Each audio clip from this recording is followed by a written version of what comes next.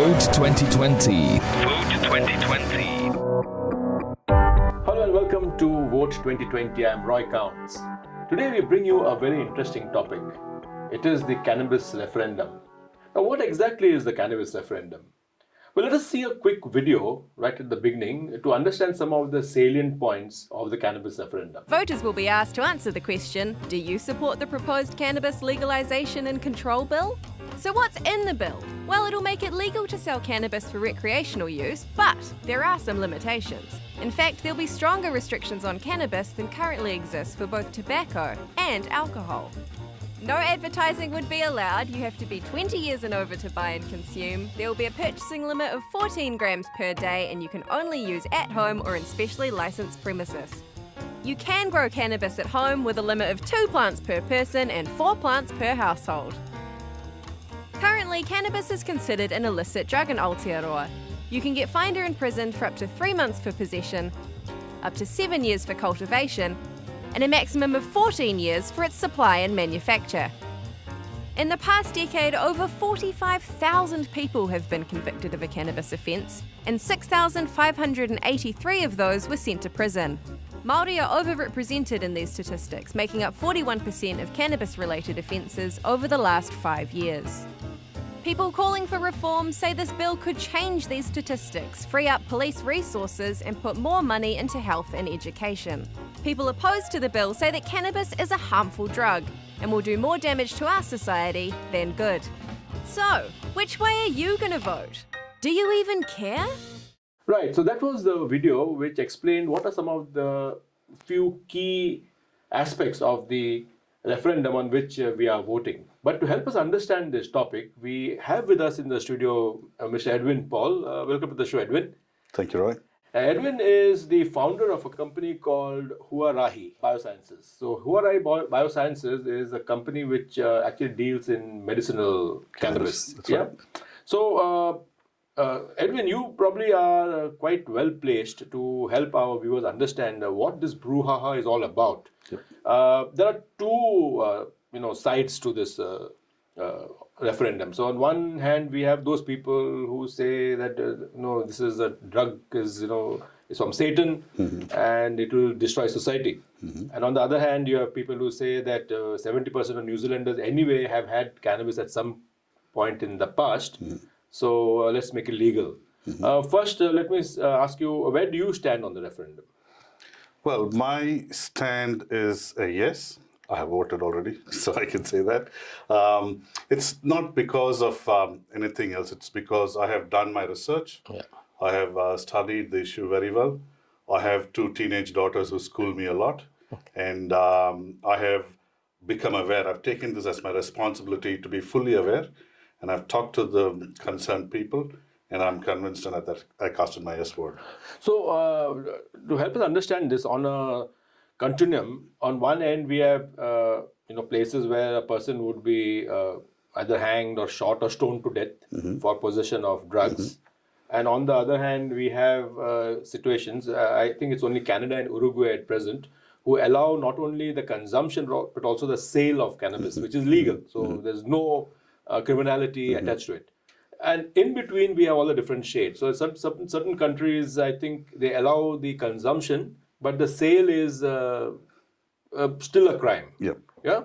And in some places, they are a little more liberal, but not as liberal as, say, Canada and Uruguay. So if New Zealand were to pass this referendum or pass this bill, and it is not yet in Parliament, so it will actually become, a bill will be presented and become an act after the referendum. However, it is not a binding referendum, by the way, so the MPs can still do what they want. But having said that, if the MPs do pass this, regardless of what happens in the referendum, New Zealand will only become the 3rd country in the world where it is legal to consume and sell recreational cannabis. Yes. Right? Yes. So I want to now make a distinction between what is medical cannabis in which you are involved and recreational cannabis. Well, basically, medical cannabis is all about pharmaceuticals, so it's extremely, and New Zealand has got probably the highest level of regulations in this. It's anybody in this business who has the license to operate needs to comply to EU GMP standards in production and GACP in cultivation, which are extremely high standards. So those are meant to, in those businesses, what happens is they use the biomass and they extract and they bring out the isolates, which are used as active pharmaceutical ingredients for medicines. So it's not like somebody is going to have that and get high. Okay. It could be 2% of a painkiller like Maxigesic or any other brand. Sorry, not a specific brand, but any other painkiller. Yeah. Right? Yeah. So that is the medicinal side of things. The recreational side of things is the plant itself to be allowed, and in the proposed legislation, you'll see there's about personal consumption, where they can consume, where they cannot consume, etc. There's also very clear distinction of where it can be bought and where who can sell it. Right. So it's pretty much becoming like wine or tobacco. In fact, far more regulated than both wine and tobacco. Right. But you should have the level of comfort that much regulation exists.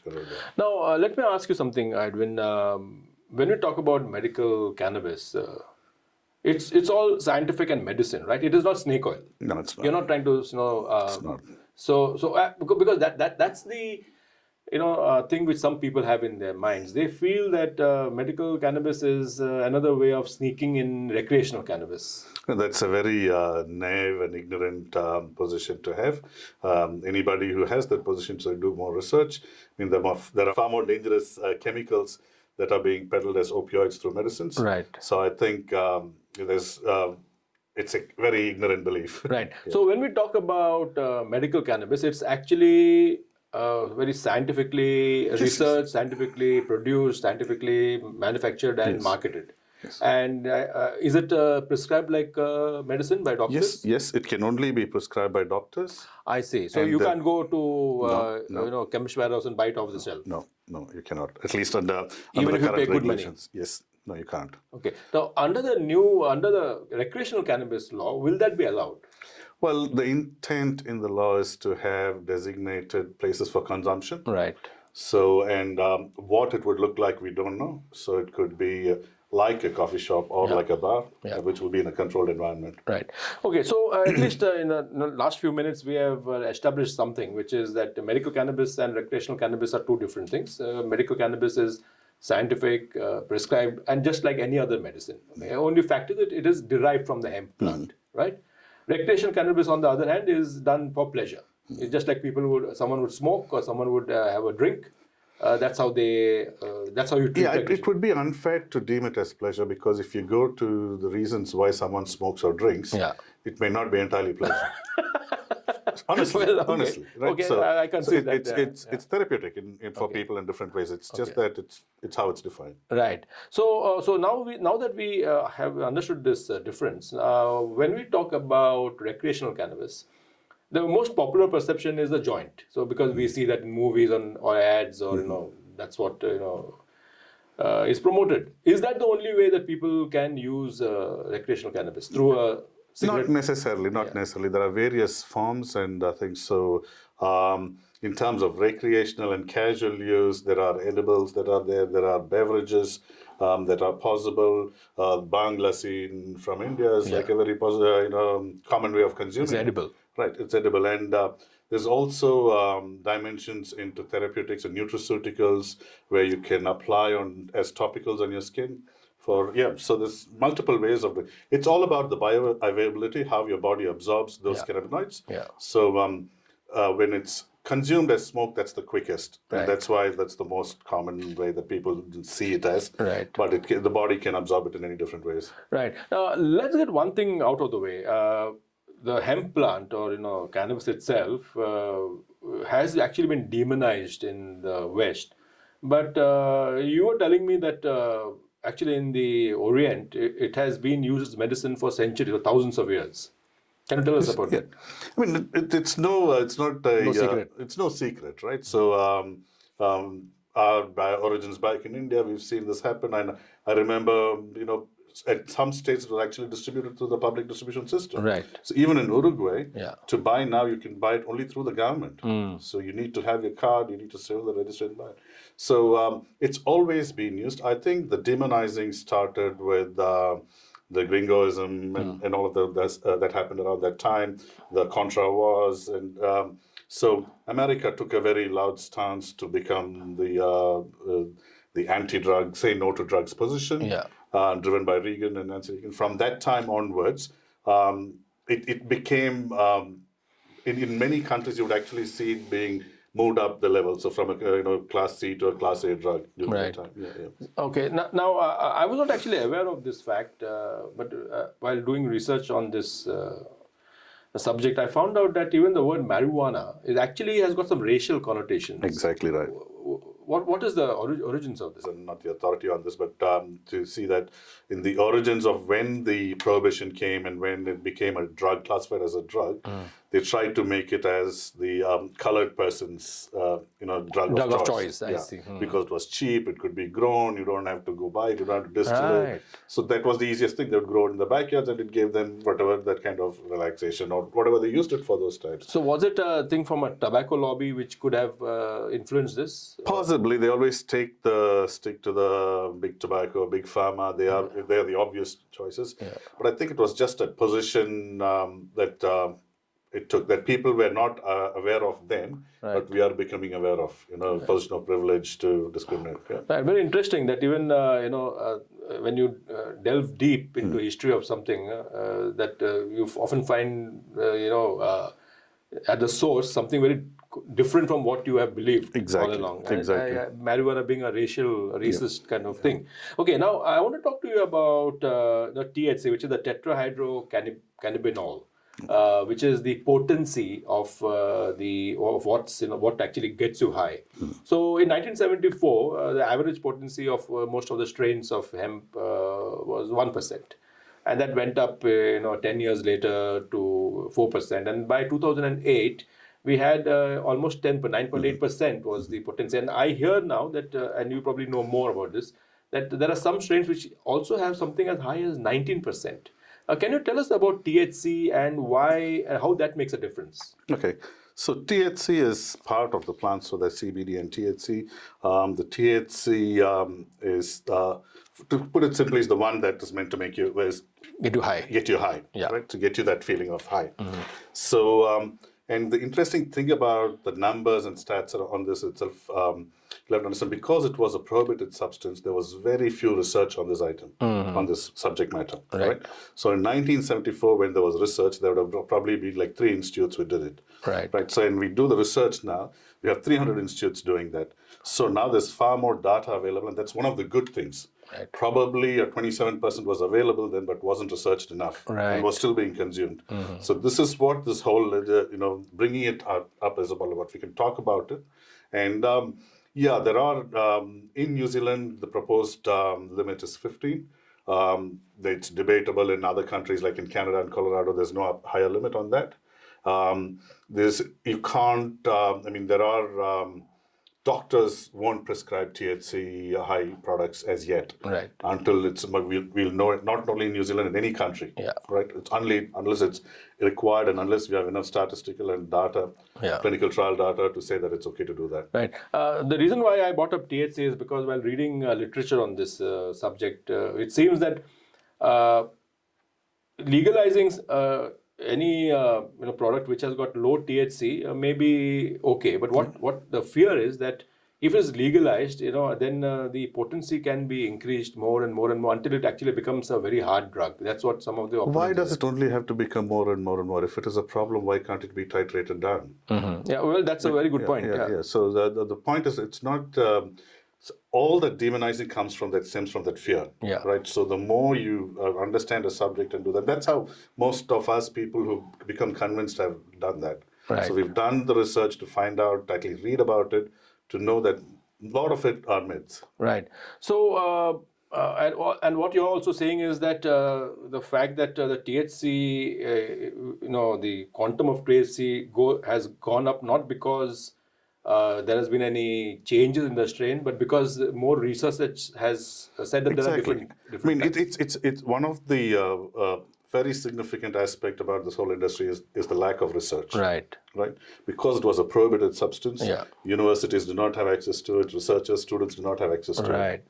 So now as we are opening up, so medicinal cannabis, license to grow, license to research is available now, so there is legitimate research done on it. And if it is bad, it will be contained. Right. It will be contained. And again, if it becomes a social harm, the government can still, as much as they contain cigarettes or alcohol, regulation they could do about this. Right. Now, while the government will control, the sale and manufacture as per the provisions in the proposed legislation, the fear is that if the government were to, let's say, propose that the THC level should not be more than 15% or 12% or whatever it is, you could have a situation where in the black market you get something with either high THC or with additives, which makes it more potent. That risk always exists, and that's why having this kind of money generated and diverted and allocated to education prevention will prevent this kind of random experiments that's being done in tiny houses. Right. Now I'm going to come into the business of medicinal cannabis in a minute, because that's where your expertise lies. But before that, I want to talk about some of the social aspects which you actually touched upon. Let's say there is statistics which prove that if you are high, then of course your driving is impaired. Just like drink driving, this could also be another cause of deaths. Absolutely. And what is interesting is that New Zealand has laws about it today. Yeah. This legislation is not about that. Yeah. So driving impaired under drug is very well legislated and is in practice in New Zealand. Yeah. And the level of risk remains the same. Yeah. All right. So, and there is measures to check that. And if it does, it will be countered. We have, speed limits over holiday periods. Yeah. Right. So, what about the health risks? Because just like smoking tobacco, there are a lot of health risks. Now, proponents say that, it has got the same kind of effect like either tobacco or alcohol, whereas opponents, they draw a different picture on the health risks of recreational use of cannabis. What's your take on that? Let's keep recreational and medicinal and separate in the sense. Is cannabis good or bad, health-wise? Like I said, again, there is not enough research, right? So there is a lot of anecdotal evidence. I've seen videos of epileptic kids being just given a drop or like a vape, and within seconds become normal. Right. I've seen PTSD, and you can see, it's not just I've seen, it's all there on the net. So there are some dramatic cures as well, all right?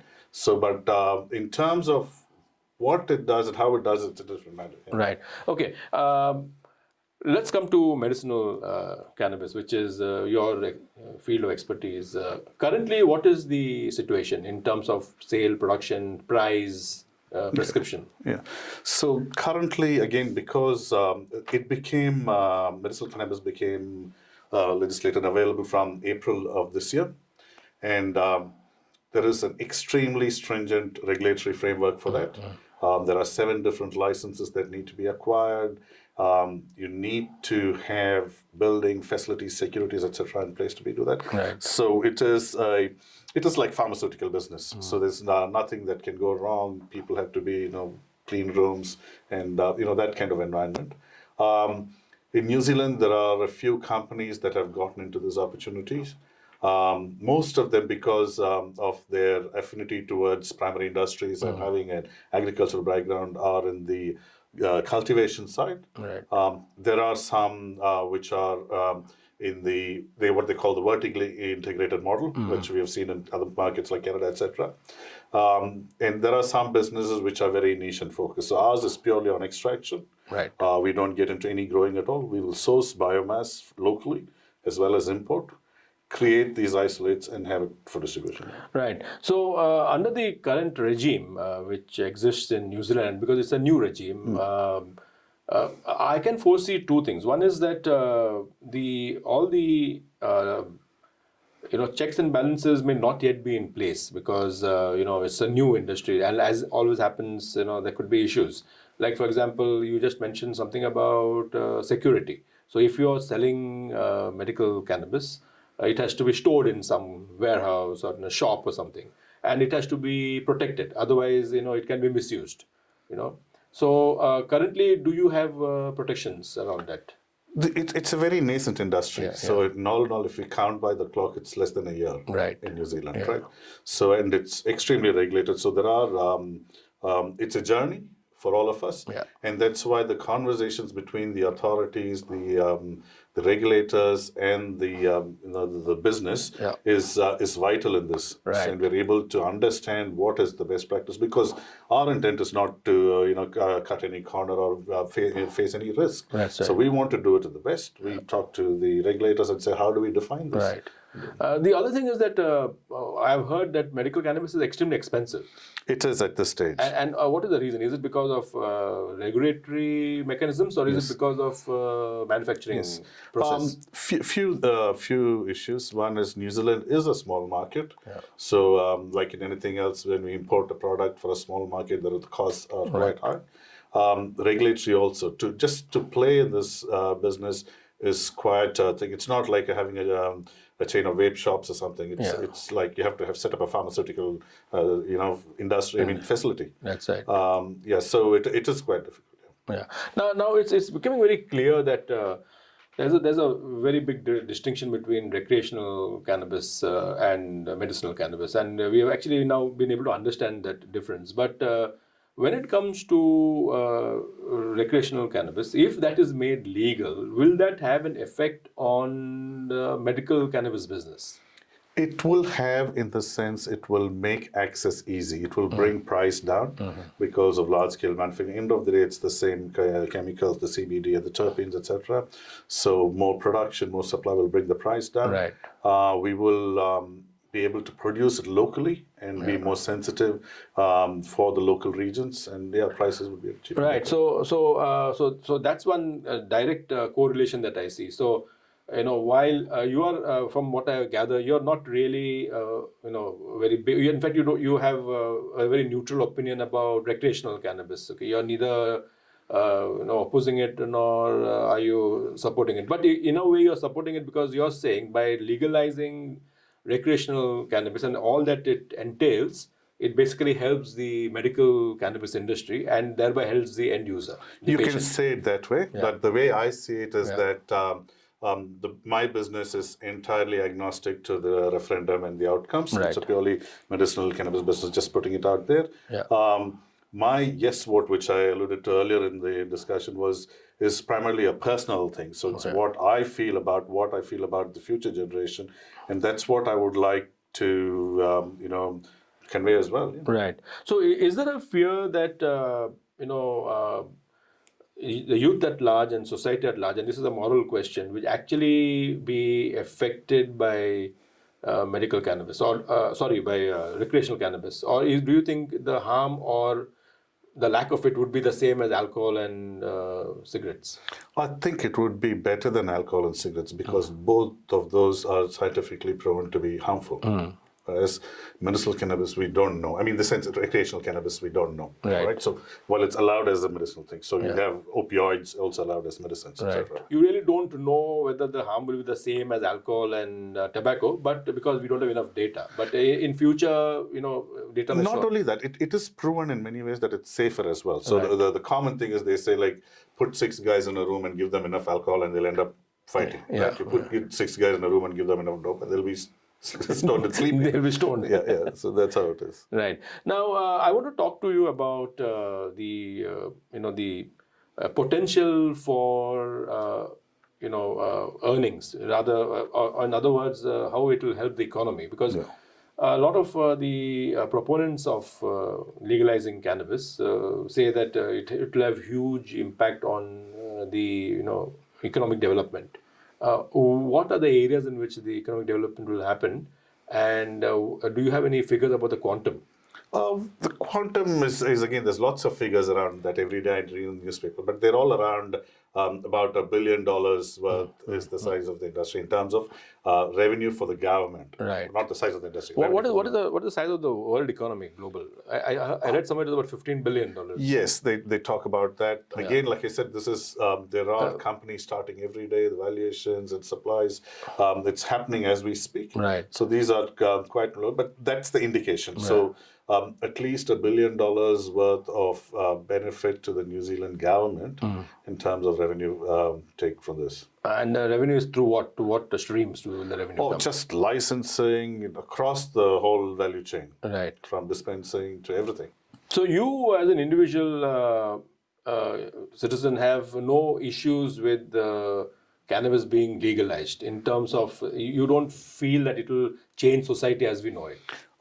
Me personally, I've traveled around the world. Yeah. I've been in places where cannabis is legalized, where I've seen these people smoking in the park, and it's not a bad place. Right. It's not like Sodom or Gomorrah. Yeah. It's just another park, and probably I'd feel safer in one of those parks than I feel in some of the parks in Auckland. Right.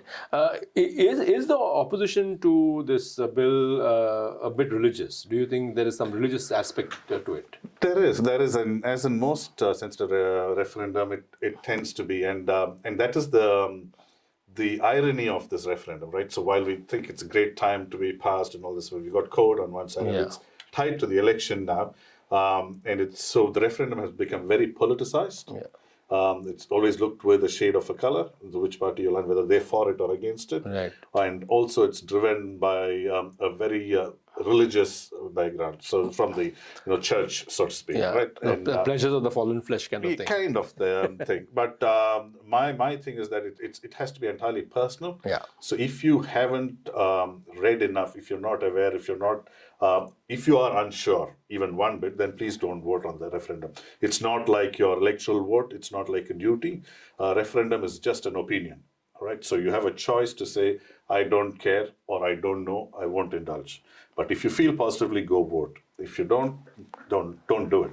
So basically what you're saying is the referendum is not about whether marijuana is good for humans or not, whether it is good for society or not. We are not actually voting on that. Right. We're not. So that's a moral issue. Yep. What happened with the so-called prostitution bill about a decade ago. People thought that there would be brothels in every street corner, but that didn't happen.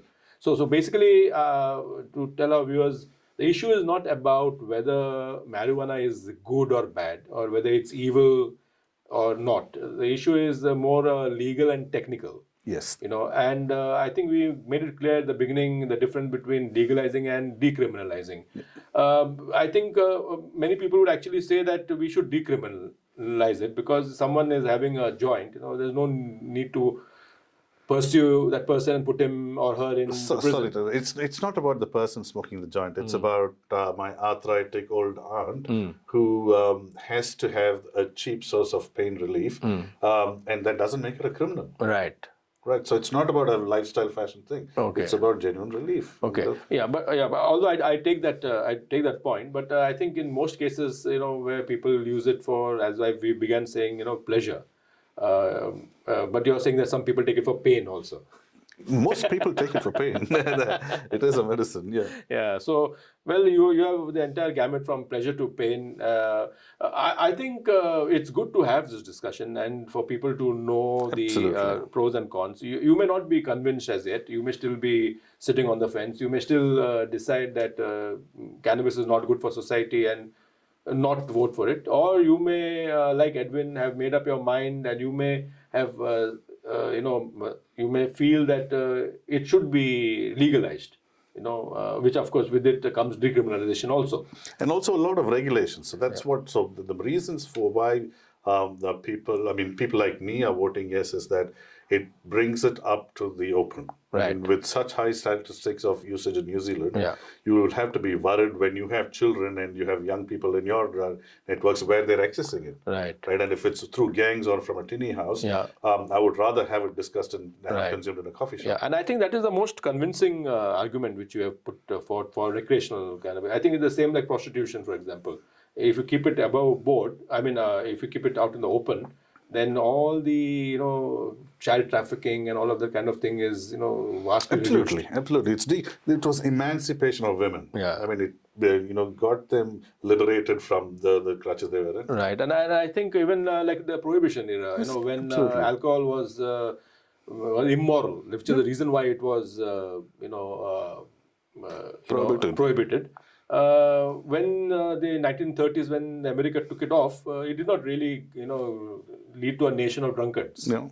Right. Doesn't. Yeah. So there are pros and cons for both the sides of the story. But the most interesting for me is the fillip which the medical cannabis industry will get, because as you said, it's a nascent industry, sunrise industry, currently worth $15 billion, but it's very small, isn't it? Yeah, that's what, again, the thing, the opportunity is not just for some Kiwis here to be smoking and chilling out. Yeah. So this is a multi-billion-dollar industry. The opportunity is to be take advantage of New Zealand's natural resources and be able to export it, just like kiwi fruit or apples or any other thing. Right. So it's a huge economic opportunity, and that's why if you see the people who are backing the bill are the scientists, are the economists, and there are proponents as well, right? Opponents as well. Yeah. But I think the socio-economic imperative, when you actually evaluate it, arithmetically, would outweigh the medicinal benefit. Right. So basically, if the stigma is taken out, then there's a lot of economic benefit. Absolutely. I mean, very interestingly, there is no stigma in India, as you said about bhang.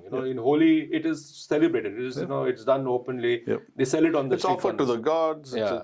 It's a common thing. Yeah, so it's basically a very Western construct, isn't it? The demonizing of, and rather a recent Western construct. Yes. Yeah. Yes. So as I was saying, you may or may not have, been convinced, either way. So as Edwin said, if you're convinced either way, go out and vote. And you suggest that if you're not convinced, then don't vote. Don't take on the referendum. A referendum is just an opinion. If you're not sure, don't stop what's happening. Right. So thank you so much, Edwin, for helping us understand and navigate this issue. It is a complicated issue, and we have just barely skimmed the surface. Yeah. Because if we had another hour, we could have actually gone more into details and spoken about the pros and cons. But I think for now, this is enough information for our viewers. So thank you very much for joining us, and I'll see you again tomorrow with another topic. Have a good evening.